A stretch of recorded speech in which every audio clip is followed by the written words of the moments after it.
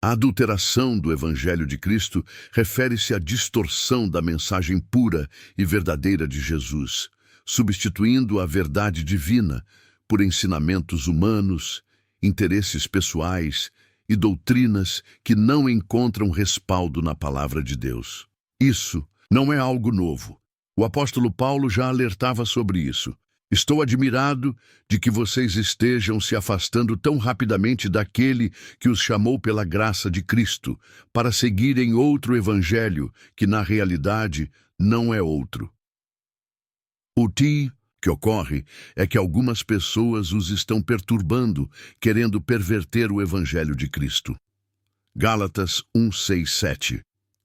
Como isso tem acontecido? Falsos mestres e doutrinas distorcidas. Muitos têm pregado mensagens motivacionais centradas no homem e em prosperidade material, deixando de lado o arrependimento, a santidade e a cruz de Cristo. Interesses pessoais acima da verdade. Igrejas e líderes têm usado o Evangelho como meio de ganho financeiro ou status, vendendo bênçãos, títulos e promessas vazias. A negligência da palavra. Quando a Bíblia é substituída por opiniões humanas, tradições religiosas ou revelações não bíblicas, perde-se o fundamento da fé genuína. E o resultado? Quando o Evangelho é adulterado, a presença e o mover sobrenatural de Deus se retraem. Deus honra a sua palavra, não imitações. Eles têm aparência de piedade, mas negam o seu poder. Afaste-se desses também. 2 Timóteo 3:5. Muitos se perguntam, por que não vemos mais milagres, curas, libertações e manifestações gloriosas do Espírito? A resposta é simples. Sem o Evangelho genuíno, não há unção verdadeira, mas ainda há esperança. Sim, ainda é tempo de voltar ao Evangelho original. O Senhor está chamando seu povo ao arrependimento e à restauração. Quando o povo de Deus se volta com sinceridade à palavra, ao temor do Senhor e à oração, o sobrenatural de Deus volta a se manifestar. Se o meu povo, que se chama pelo meu nome, se humilhar, orar, buscar a minha face e se afastar dos seus maus caminhos, dos céus o ouvirei, perdoarei o seu pecado e curarei a sua terra. 2 Crônicas 7:14a. A adulteração do Evangelho tem secado o fogo espiritual da igreja. Mas Deus não mudou. O mesmo Deus que operava sinais e maravilhas no passado ainda deseja se revelar hoje. É preciso voltar ao Evangelho puro, à cruz, à santidade, ao amor, à palavra viva. Ainda dá tempo de ver milagres, salvação, avivamento, desde que o povo de Deus se levante para viver o Evangelho verdadeiro com fé e obediência. Voltando ao Evangelho puro para viver o sobrenatural de Deus, Gálatas 1:6-9. Mas ainda que nós, ou um anjo dos céus, pregue um evangelho diferente daquele que lhes pregamos, que seja amaldiçoado. O que é o evangelho puro?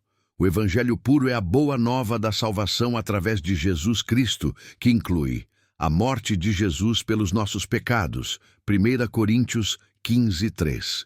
A sua ressurreição para nossa justificação, Romanos 4:25, a necessidade de arrependimento, fé e novo nascimento, João 3:3. A vida no Espírito Santo, marcada por santidade, amor e serviço, Gálatas 5:16-25. O que é a adulteração do Evangelho? É quando a essência da mensagem de Cristo é trocada por Evangelho da prosperidade. Coloca o dinheiro acima da cruz. Evangelho sem arrependimento promove uma graça barata. Evangelho emocional foca no bem-estar humano, não na glória de Deus. Evangelho humanista tira Jesus do centro e coloca o homem no trono. 2 Pedro 2:1-3.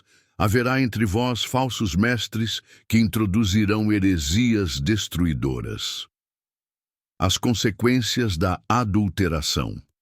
Ausência de poder. O Espírito Santo só age onde há verdade.